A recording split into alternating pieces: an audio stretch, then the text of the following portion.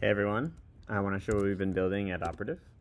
We have an MCP server that can take a generic task such as test the API key deletion flow, and it can convert it into a more specific task using the coding agent that has the whole code base indexed and therefore context of the whole code base. So in this case, it specifies it wants to navigate to the dashboard, access the key section, and then attempt to delete an API key. Yeah, with this natural language task, a couple things happen. Right now, it loads up the Operative Control Center, which will start recording the agent steps and status logs, as well as the console log and network logs. That's just really for the human to see. And the next step is it also loads up a browser agent, and that browser agent will click through your web application and execute the tasks according to however the AI browser agent thinks it needs to execute it. In this case, we told it to delete an API key, but realizes it needs to create one before it can delete one. Sometimes you can if you want, you can actually pause the agent, and so there might be some certain information where you really need to pause it and you may need to interact with the page on your own, such as maybe you want to create an extra API key. And then you can let it resume when it finishes, or whenever you finish.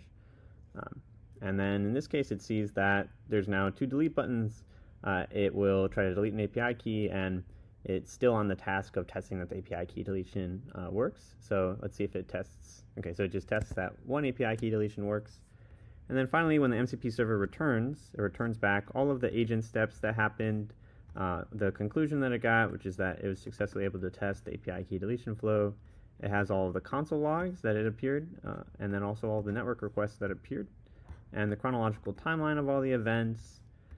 And then finally, at the very bottom, we just added support for images. So all of these images are the first when the landing page loads, and then finally when it's able to log in. So it clicks the login button, and each step of the way a screenshot is taken, and then all of these screenshots are able to be given back to the coding agent. So we can see all of these the 2 different keys that we added, and then it tested the deletion flow, and then it ended. And then with those screenshots, the cursor agent is able to have context on the whole application. So it's able to say like the login and navigation, it was successfully able to log in, and then is able to create an API key, delete one. It gives some observations about the user experience and even some things about how to improve the user experience. Yeah, we created this so that way we can give coding agents ability to browse the web more autonomously. Especially inside coding agents such as Cline or Cursor or Continue or Windsurf. We hope that if this is helpful, you can try it out. You can grab an API key for free and use it right on our website, operative.sh. And if you want to give us a star, we're listed right at the top of the website, where we've just crossed 600 stars. Hopefully this is helpful. Please let us know any feedback you have or how we can make it better.